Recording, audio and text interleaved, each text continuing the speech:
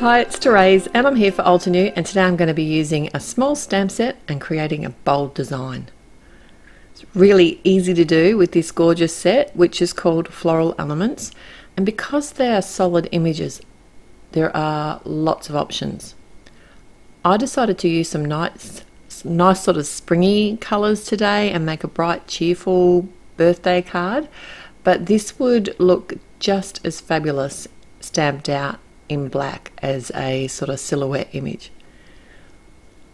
I have 3 different colours here that I'm just stamping the 3 larger images with. It's the fresh lemon, turquoise and the olive. Now normally when I'm stamping out a pattern I like to stamp it on a larger piece of cardstock than what I need, and I'm doing that here because I can cut it down when I know which portion I want to use. The other thing that I do is usually stamp the largest image first and then fill in the gaps with the smaller images, but these 3 images are very similar in size, so what I thought would be easier to do was actually stamp them out and build my pattern as I go. That way I can sort of move the stamps around and fill in gaps. Because I'm using the same colour for each stamp each time, it means I'm saving time. I'm not having to clean my stamps in between as I'm building my pattern, and this actually stamped out really quickly. I also make sure that I stamp some of the images so they're going to be off the edge of the cardstock. It makes it look like it's a design paper that you've cut and it was meant to be like that. So now I'm just sort of working out if I've stamped a large enough area, and I'm pretty happy with that. So I'm just using a pencil to mark my panel and then I'll cut it down. My final sort of flower image, there's 2 other flowers in this set. These really tiny filler flowers, and I'm using both sizes here to stamp out this little filler flower in the rubellite, so it's a nice bright hot pink. Now this set is fabulous because it even has a coordinating set of dies, and that's amazing for a mini stamp set. That just opens up so many more options. I love it. My final stamp here, I'm actually using the center or the stamen sort of stamp and stamping out some black dots on all of the yellow and the blue flowers. Okay, so I've cut a 50. This is from the Bold Numerals die set, and I've cut it in some jet black cardstock and also in some white fun foam.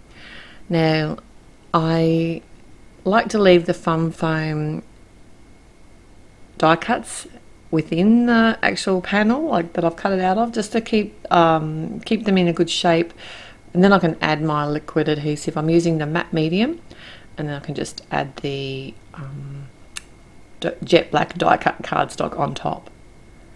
Now I do set that aside to dry, and I don't like to leave it too long because sometimes the glue can squish out the sides and that can dry. At least if I've pushed it out early enough I can sort of get those edges off easier. And I'm just using a Prismacolor pencil of a matching colour to repair one of my misstamped filler flowers. Right, so my sentiment I'm going to take from the Happy Dreams stamp set. I've already lined up the stamp set on my Misty. I did think about just stamping it on a block, but I didn't want to start again. At least with the Misty I can restamp if I need to. And I thought this is a fun sentiment to have with the word 50.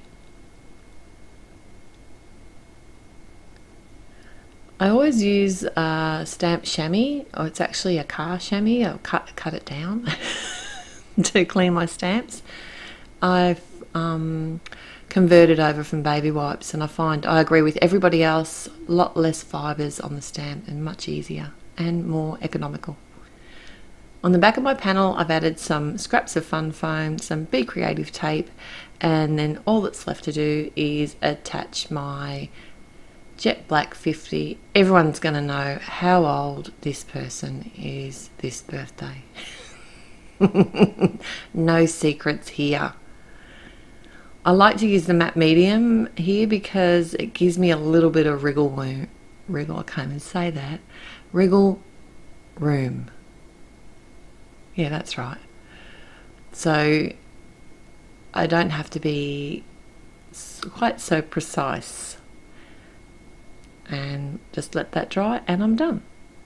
Have a great day. Bye.